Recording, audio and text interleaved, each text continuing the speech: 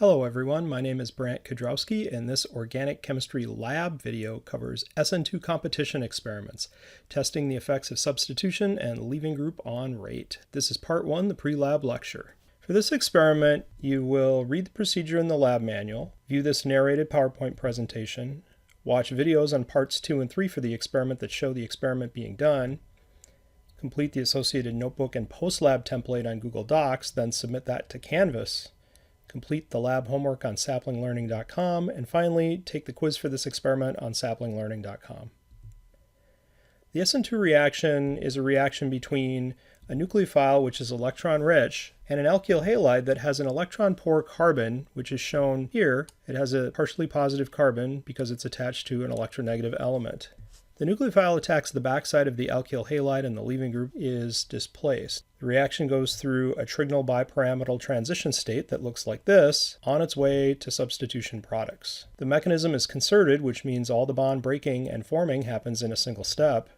It's bimolecular, which means the nucleophile and the alkyl halide come together in the rate determining step, which is the only step. The rate of the SN2 reaction depends on the concentration of nucleophile and alkyl halide. The nucleophile approaches from the face opposite of where the leaving group is leaving from. That leads to inversion of configuration at the carbon atom being substituted. There are a variety of factors that influence the SN2 reaction.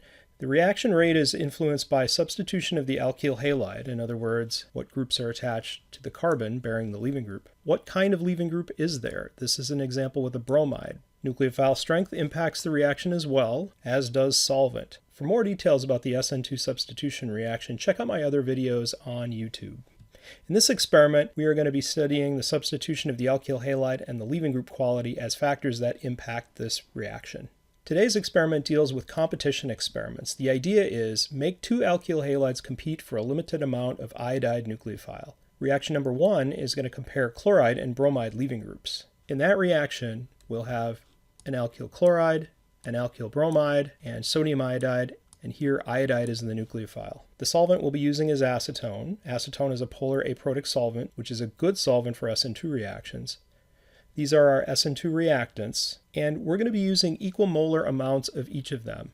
So there isn't enough nucleophile to go around. There's only 1 millimole of iodide nucleophile, and there's 1 plus 1, 2 millimoles of alkyl halide. So essentially what we're doing, making these two alkyl halides compete for a limited amount of nucleophile. By looking for these leftover unreacted alkyl halides in the product mixture, we'll be able to tell which of the two alkyl halides was more reactive.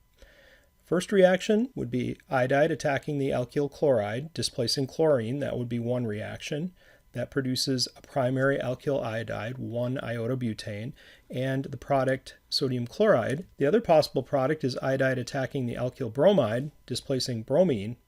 That gives again 1-iodobutane as the organic product, along with sodium bromide as the other product. These are our SN2 substitution products. In this reaction, though, we're expecting to get some unreacted starting materials back based on the fact that we don't have enough nucleophile to go around.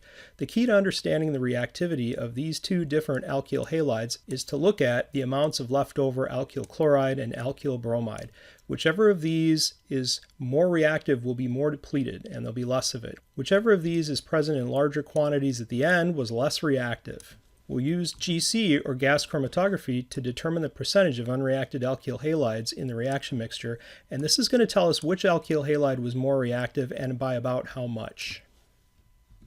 In a similar way, we can use another reaction to compare primary and secondary alkyl halides. In the second reaction, we'll have a mixture of 2-bromobutane, 1-bromobutane, and the nucleophile sodium iodide. Again, we'll be using acetone, a polar aprotic solvent. These are our SN2 reactants, and again, we'll be using 1 millimole of each of these. Once again, there isn't enough iodide to go around. There's only 1 millimole of that and 1 millimole of each of these alkyl bromides, so we're making the alkyl bromides compete for a limited amount of nucleophile. These competing SN2 reactions then will give a series of products. The iodide nucleophile will attack the secondary alkyl bromide, for example, to give 2-iodobutane and sodium bromide as a product. Or it could react with 1-bromobutane to give 1-iodobutane as an SN2 substitution product. And again, sodium bromide as a coproduct.